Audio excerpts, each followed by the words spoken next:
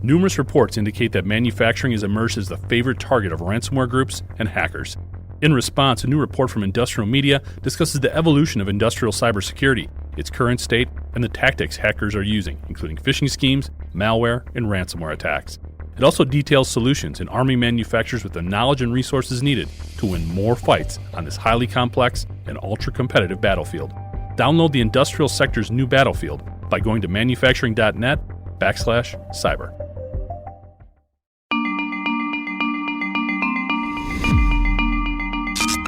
Hi, I'm Jeff Ranke, Editorial Director of Manufacturing.net and Manufacturing Business Technology. Welcome to Security Breach. Have you ever gotten a tune just stuck in your head and you couldn't shake it? Well, that's kind of my situation as I put together today's episode, so forgive me if the analogy I'm about to use maybe goes a little bit off course. One of my favorite singers of all time is Johnny Cash. And in what might be his most famous song, he speaks of keeping his eyes wide open all the time. And those tasked with OT security responsibilities are finding that they too need to walk the line. In the cybersecurity world, this means balancing between the priorities of different operational environments, selecting tools and technologies that best match these priorities, and then understanding how all these investments can be intertwined to carry out your strategy. Unfortunately, this makes it a bit more difficult to stay true to original plans. Navigating that line also entails an understanding that keeping the bad guys out is not the sole function of cyber defense. Real-time visibility, a rapid response, and quicker remediation are also vital because the evolution of threats and an expanding OT attack surface has created an incredibly complex environment, a fact that is as obvious as night is dark and day is light. So to keep us walking that line and understanding how to adapt our tools and strategies, it's my pleasure to welcome Stephen Tutoreau, a team lead at Pentera, to the show. Pentera is a leading provider of automated security validation solutions. Stephen, thanks so much for joining us today, and welcome to Security Breach. I thought one of the areas we could start with is just talking about this influx of tools that have sort of hit the scene. I've got my own theories as to why there's been so many more. I think it can actually be a very positive thing, but I'd kind of like to get your thoughts in terms of what's driving the need or the desire to put so many of these different tools out there. Is it just new vulnerabilities that are popping up, different marketplace dynamics? I guess what's your take on it? Thanks for having me, first of all, and I'm very happy to be here. I think great question, and one that has probably a few different answers depending on who you're asking the question to. If you're asking it to, let's say, a veteran C-suite of the industry, it's the kind of need for different tools is a byproduct of probably an overcorrection or a steer and into a direction where there was no tooling before. You see companies that experience breaches or experience the pain of that, either publicly or privately, then overcorrecting. And I don't mean overcorrecting in a bad way, just in the sense that they had this gap and only realized it after the fact. So there's that steer. And then on the other side, you've got this question asked to probably a team member, somebody boots on the ground, and their answer is probably wildly different. I see my team shrinking. I see it, it's harder to retain good talent, and it's harder to keep those people invested. And the less people we have, the more kind of team dynamics play a role, and the need for tools to fill that gap that's left behind by the new work from home normal, which it's hard to keep people if there's a requirement to be in an office. So it's different strokes for different folks, but that's probably the best way that I see different ways to address that. Hopefully that's helpful. Yeah. Well, I think it is helpful. What I'm seeing is I think there's a lot more customization going on, a lot more appreciation for the different types of operating environments, maybe the different priorities that people have and either from a defense or response perspective to their cybersecurity dynamics. So I think it can be very positive, but at the same time, it can be really difficult in terms of sorting through all of those different options. Could you maybe offer some perspective or some advice in terms of how to either prioritize some of those tools or just how to weed through them a little bit to make sure you're getting the right stuff without all some of this redundancy that can create additional expense and anxiety and everything else? This is a fun question to answer because, again, the subjectivity here is very much who are we kind of thinking about and addressing the question here. It's if I'm having this conversation or dialogue with anyone, it comes down to, are they subscribing to the theory of, I need to do this because the industry says I do, because there's a specific curve or hype cycle that says these are the things I need in this order? Am I doing this because I'm working with a consultative kind of brainchild behind things who's experienced in whatever kind of tool set I'm working with. It becomes again challenging to kind of say why and what and in what order. But in my opinion, if you're going in and kind of looking at things, the kind of commoditized aspects are the ones that are above anything else. Those need to be in place in the sense that you need to have, I mean, at a bare minimum, some level of security at the perimeter and at the email gateway. Those are Yeah. the prominent levels in, and everybody should have that. From there, it's getting into the nuance of how do you collect alerts on those things? How do you then report on those things? Are you leveraging third parties, or are you doing it yourself? Do you have the manpower to even address those concerns yourself? Or is the idea of a managed third-party service provider on a number of different things, whether it's alerting, whether it's reporting, whatever it may be relevant to the business. Those are the things where I see, the need for tooling and the need for additional kind of supplementary services. Those things are really becoming important, but it's a very team distinction based question. So, Stephen, one of the big critical issues throughout cybersecurity right now, and you've touched on it a little bit in your previous responses, is we have a hard time finding people that have the right expertise and the right knowledge from an OT cybersecurity perspective or from an industrial cybersecurity perspective. We brought some things from IT, but we're really in that challenging spot where we're either trying to grow people internally or find them from the outside and bring them in. Have there been any strategies or tools that you've seen that have really helped sort of supplement cybersecurity efforts because of this sort of lack of skills right now that we're dealing with? Yeah, I have. It starts at the leadership level. I think the biggest thing that I've seen the successful organizations do is take uh, not stagnant leadership, but take a stab at doing things in a different way. And there's this kind of adage of people will follow a good leader, and I think that rings true across the board.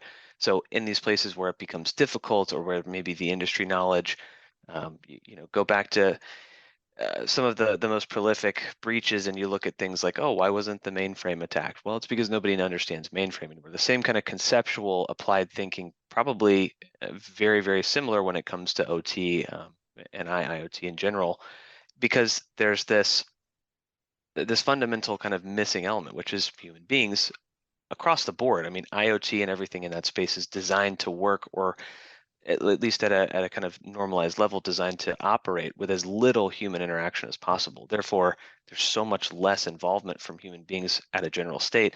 I think it begins at the leadership level. Finding and attracting good talent is part of it, but then also understanding that a lot of this is going to need to be either learned or by osmosis passed down through maybe some of the leaders that themselves are kind of finding that talent. No, it's interesting, and I think one of the important distinctions that we need to make is it's not from a lack of effort in terms of that's going on in OT security right now. It's just developing those skill sets that still remains a challenge. We're talking a lot about tools as well, Stephen. I know at Pantera, one of the things that you guys talk a lot about is automated security validation. Might be a little bit of a different term for some of our audience. So I was hoping maybe you could explain what that means to you, what it means to Pantera, and how that sort of applies to more of a big picture perspective on cyber defense. Absolutely, yeah. I think it's a great place to start, because if we back up and understand what the purpose or what the outcome of that just phrase is meant to do at its core, we can kind of understand a little bit of where the hot streak has been in the industry. So security validation as a concept is the art of understanding that the tools and the processes and the procedures and just everything that's put into place from ground up is working as intended, and that if it isn't, that there's essentially a way to identify or a way to hone in on, not even call them gaps, just places where deviant behavior, deviant from Yeah. the expected, is happening. So when we talk about security validation, it can be, I expected that my third party was going to let me know when crossing boundaries. I expected that the ACLs I put in between IT and OT worked, and that traffic egress wouldn't be able to happen, or ingress. And then you get kind of to the macro level, and it becomes I expected that everywhere I've placed an EDR on places where I have critical systems, that it would react. So it's this idea of testing and putting some kind of measurable, value behind, are my processes and tools working as they should? And this is no new concept, but the Mhm. concept of doing it with without a human being or without many human beings is really where the kind of Pantera differentiation comes in versus the norm, because it's very common practice. Uh, Albeit, back to your original point, it's hard to find people that know OT very well, and to get those folks in to do that just becomes a harder challenge. So we've been doing pen testing, we've been doing validation of security and controls with white hat and red team efforts, if you will, for a long time. It's just the evolution of that is taking it beyond a human and bringing it more into the future, where we're taking automation and really applying it well. Do you find some folks struggle with that because you're really taking some of that monitoring element out of their hands and putting a lot of trust into these automated functions? I will say people grapple with almost every aspect of it because I don't I mean you probably know it well. I know it well. The illusion of control, or maybe the idea that there is some control to begin with, is always feels better when you have your hand on the Yeah, stick. yeah, Just pure and simple. And there's an aspect of relinquishing control. I find that a red teamer, is always going to feel superior, and they should. They're very well practiced, in the art of kind of ethical hacking. It's not so much about uh, teaching somebody about something they don't already know. It's about bringing them into the fold on how things work and how it impacts their workflows, how they're right. actually going to be impacted by it. The big teaching aspect that I most often do is um, pretty much coming face to face with whatever kind of skeleton in the closet. Somebody took down a skiff server 15 years ago, or somebody was performing a change control and they knocked out all the production servers overnight and had to reboot. Like, everybody has this horror story and this kind of PTSD element of when things went wrong. And the first thing that people jump to in this situational, no human involved kind of testing is, well, what's my recourse when something goes wrong? It's not if, it's when something goes wrong. So it's Yeah. defining that this can be done safely, or this is not something that just tips things over. And that's the hardest thing to teach. It's really an observed behavior at that point. So Yeah. seeing is believing. Well, no, the lack of control can't be any worse than having somebody inside your system and you don't know it. So, Exactly. sort Yeah, of a trade off. it is.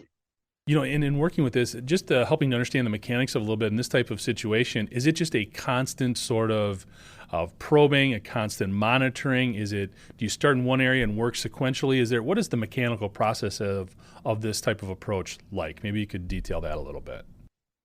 I call it efficacy testing at scale. The idea being, even like a traditional pen test or a traditional kind of engagement, you have somebody coming in and they've defined the rules of engagement, they've scoped things to a certain degree, and they've outlined, let's call it the places where they're going to engage. You still do the same thing with a platform that's automated. You're just plugging in and specifically saying, these are the things that I want automation to take care of. There's always you can always kind of put gates or levels of human approval, which is what they're called in Pantera, into the process. So whenever Pantera, I call them, arrives at doors, Pantera will arrive at one door. And depending on what you do, if that door is successfully opened, there could be 5 or 6 doors behind it, and each one of those doors have 5 or 6 others. But there's always a process to engage the human being in those if they want to. You can completely be automated, but it's a process of, I'm gonna plug in my IP targets, I'm gonna run this test, I'm gonna find out if there's anything at all without authentication, without any kind of given input, and I'm gonna see if there's kind of a missing link or something that was overlooked. And if so, that's great. But then I'm gonna move on to the next segment and the next segment. And it's a kind of a way to blanket cover yourself or understand where your baselines are. And everybody knows about baselining. It's good. Yeah, I mean, what I like about this approach too is, especially in the OT environment, and not just manufacturing, but critical infrastructure as well, it's going to be more sensitive to a degree temperature spike, a quarter of a pound of pressure, just a milligram of additional chemical being added to a water treatment facility, whatever that case may be. Things that maybe traditional systems wouldn't really red flag, you can set it up so that these things will trigger alerts and let people know something weird is going on. it could be something that's just within the system, but it could also be somebody from outside trying to mess with what you're doing. Very true. And this is one of the areas where, you could be in oil and gas, critical infrastructure, you could be in logistics. There's so many different industries that have these environments that are, I mean, for lack of a better term, it's fragility at its core, because there are so many systems that are just, they behave in a very specific way. Those are areas where, do I need to understand that a port sweep will knock over all the temperature sensors in my closet? Probably not. But do I need to make sure that those things are not creating a hole or punching a hole into other network segments? Absolutely. And that's where something at kind of a broad scale really again comes into play. But because you may do this once a year or every 3 years, or maybe you don't even scope in those types of things. But with the system that you control, you can do that on a cyclical basis, much, much faster, weeks or months at a time, as opposed to years or never, which is a really big change to the traditional way we've been doing things, which is leaving large gaps of time, or maybe never even seeing and maybe extrapolating Yeah. to an infinite result. So when you have these conversations about automating more of this testing and more of this process, does that also lead to conversations about artificial intelligence as for sort of the next step, or how do you? I guess I'm assuming that comes up all the time. Just kind of wondering if it comes up as a natural transition, or what your thoughts are there. Yeah, it's been the hot topic lately. I'd Yeah. say the past 6 months of just events and conversation in general have it's been topic number one, at a certain degree. I think the idea, and this was put really well by a few kind of CISOs on a panel that I saw a month back, where they were saying it doesn't necessarily change from from a conceptual, what am I protecting against? And it's at an innate level, it's I'm still protecting against users in their interaction with this. I'm protecting because I have to train and help them understand that plugging in our source code to a generative AI open platform is not a good idea. It's not a good thing to do, right? And innately, that's still a training exercise that has to happen for users. But people have also been really interested in where AI and specifically generative AI would be, kind of making its entrance. And one of our product managers, Ron Tamir, and I sat down and had a conversation about this probably 3 or 4 months ago when, the generative AI craze was at its zenith. And the concept of where we plan to apply it, which I think is really good, is in the guidance around support and remediation. If you find a problem, one of the biggest challenges for any organization, whether or not you use every tool in the book, or whether or not you're just starting out, is that guidance around how to fix issues and how to find the right answers, and how to kind of then affirm that the test itself, and the feedback loop that you've given yourself. I'm going to go fix this thing and I need to make sure it's legit. Those are all places where generative AI is going to be a really big boon, especially as we, again, continue to shrink teams, or the expertise level continues to be, strained. And that's a great place for it, because it's a constantly evolving, brain that we can all engage with, which is awesome. Yeah. No, it's going to be interesting. I've always argued that there's just as much good as bad can come from a lot of the AI stuff. Obviously, we have to be aware because the bad guys know how to use it too, but it's a great weapon for the white hats as well. I totally agree. I Yeah. totally agree. It's a lot of fun to yeah, to mess with. Knowing the boundaries of where safe is, though, is a good thing. Yeah. Yeah. Absolutely. So, when we talk about ASV, when we talk about automated security validation, have you seen people come to you as a response of a certain type of attack or attacker, or a vulnerability that sort of spurred their interest? Has there been something that's driven the greater adaptation of it or interest in it? I can say the prolific, call them brand name or headline vulnerabilities, like your Yeah. log4shell or your print nightmares or proxy not shell, anything that kind of hits that headline space and grabs the attention of CISOs everywhere, is Yeah. something that we always get asked about, and for good reason. It's one of those things where one of our top clients actually uses Pantera systematically to say, hey, we had an unbelievably large subset of servers that were technically affected by log4shell, and the ability for us to go back in and state the difference between what's actually exploitable or exposed, and the ones where our vulnerability manager tells us, they could have 10, 15,000 log for shell vulnerabilities if they're following traditional vulnerability practice. But cutting through the noise with something like security validation, you can point a tool or a human being at those things and say, exploit this. But the value of doing it faster with a platform and successively doing it over and over again, making sure you're not reintroducing risk, and addressing those things is a huge, huge value add. And um, it's not a technically a vulnerability, but believe it or not, ransomware continues to be one of the most prolific things in this industry, no matter what. Almost every manufacturing or critical kind of OT segment business type has been affected by it at this point, to some level, whether or not they're public or not. I almost always speak with somebody in the space after they've had a breach, and you know, for better or for worse, that's the current methodology seems to be to correct after the fact, like we talked about earlier. But Yeah. that's still, a vulnerability that just preys on that environment. Do you think specific to IT, or excuse me, specific to industrial OT environments, is it still sort of ransomware and AI that's driving the bus in terms of trends or bigger things that you're paying attention to right now, or is it something beyond that? Ransomware is probably the thing that comes up most often, just because the way in and the again, ransomware can take many, many different forms. It's the Hydra with an infinite number of heads. The idea of ransomware is that there are controls that are just lacking in OT that allow for an adversary to prey on or to pose as normal traffic. Take something as innocuous as PS exec, where I'm running scripts to do my monitoring. I'm a single, kind of IT practitioner in charge of making sure that my kind of borders between OT and IT are safe, and I use those kinds of processes and tools, the same ones that ransomware would make use of, to do all of the kind of activity. So it's very difficult, even for third parties who are doing monitoring and who are engaged in a process or who work with organizations. Ransomware makes use of that kind of living off the land entry point, and call it the festering spread in those environments. It's very, very difficult to capture it when it first happens. And Yeah.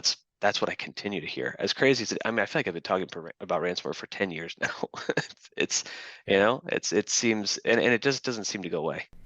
Well, I think all of these big ransomware as a service type organizations, I think they're getting so much smarter, specifically about the industrial sector and understanding that they can take out somebody in the supply chain, and that puts so much pressure on that logistics provider, that service provider, up and down. Same thing when you hit somebody who's even a mid-sized manufacturer, they're going to feel the pressure from everybody else, the retailers and everybody else, to just get it fixed. And a lot of times that's what leads to people just paying the ransom. So Yeah, you're exactly right. You're exactly right. It's a tough nut to crack. absolutely. Well, one of the things that people are trying to do is implementing a defense strategy that we've talked a lot about on the show, and that's segmentation. Kind of like to get your thoughts in terms of how segmenting different areas within the OT environment can play into like the ASV approach, if they sort of can be compatible, or is it two different dynamics, or what your thoughts are there? I do think that there is an aspect that a security validation workflow will touch when it comes to segmentation.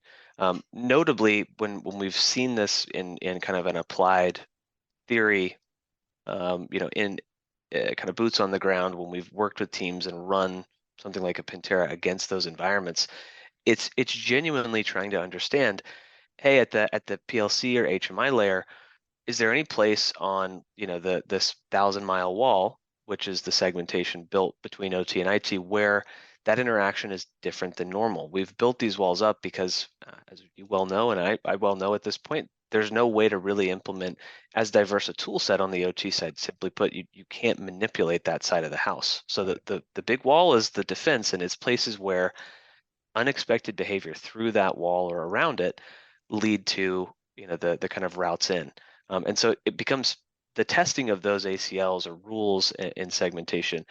When it gets to, let's call it intra workflow segmentation, I think most of what I see is in any manufacturing environment that they're segmenting things like label printers and things like uh, kind of cutting or AutoCAD and other devices that are not workflow wise connected. Those things become segmented, and those that leads to at least some ability to partition environments that are on the OT side. but it's not always done. It's Right. it's just something that I see, some of the more effective, kind of security teams have done as again a response action more than anything else. Interesting. So, Stephen, this has actually been a very positive conversation, which is great because sometimes on Security Breach, we focus on the bad guys and some of the negative stuff that's going around.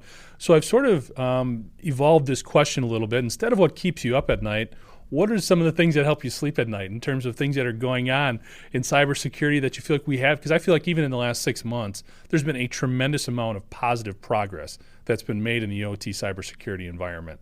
So what are some things that you're seeing that maybe help you feel a little bit better about how we're doing right now?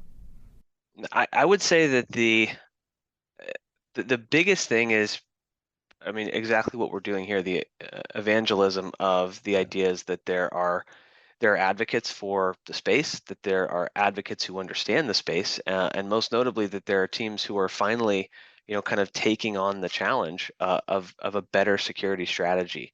It's again, it's been something where you've got the kind of dinosaurs that don't move fast enough until they have to, but the thing that makes me sleep better is that we have again call it the new guard, if you will, who are invested in bringing in new ideas, and they have the buy-in and the power from above, and they say we don't want to be the next headline, and we want to take Yeah. things on proactively. That for me is, as a security kind of practitioner, but also on the vendor side, obviously it's a good thing to hear when you get people who are like-minded, because they participate on panels. They are very invested in being a part of the story so much as they are in living it themselves, which again just raises the awareness and the bar across the board. And I think for me that's one of the most exciting parts that I've seen over the past like 11 years in just this specific space. No, and I would add to that and just say the transparency I think has improved just in the time we've been doing this podcast for about 2 years, a little bit more. Just the amount of transparency that has come out about a lot of these attacks in that amount of time has been just great. I mean, it's been tremendous in terms of how people are willing to share more information. Just how much we now know about Colonial Pipeline, how much more we know about JBS or the Dole Foods attack, or some of the other ones that have gone on right now, even some of the bigger industrial automation companies like ABB sharing more details about how they were hit and what they did in response. I think it just helps the whole community, as you kind of alluded to, just be smarter and more assertive in putting their plans together. Totally agree. It's a community driven effort, and we only learn. We One of the things I try and teach my kids is, it's okay to fail as long as we learn from our failures. I learn more from failure than I do from success sometimes, and this is a great testament to that. Stephen, this has been awesome. Have we missed anything? Anything else you'd like to share in terms of thoughts or observations on the industry or about Pantera?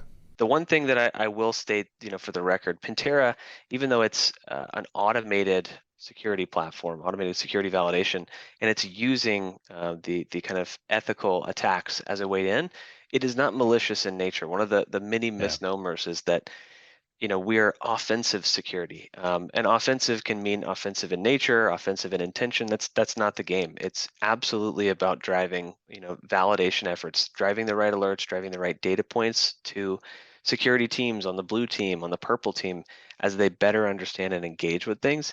That's what Pantera's main goal has been, and I think sometimes that doesn't shine through when people hear automated attacking solution. It's Yeah. it can be daunting, like we said earlier. Thanks, Stephen. And for more information on the work he and his colleagues do at Pantera, you can check them out at Pantera.io. That's Pentera.io.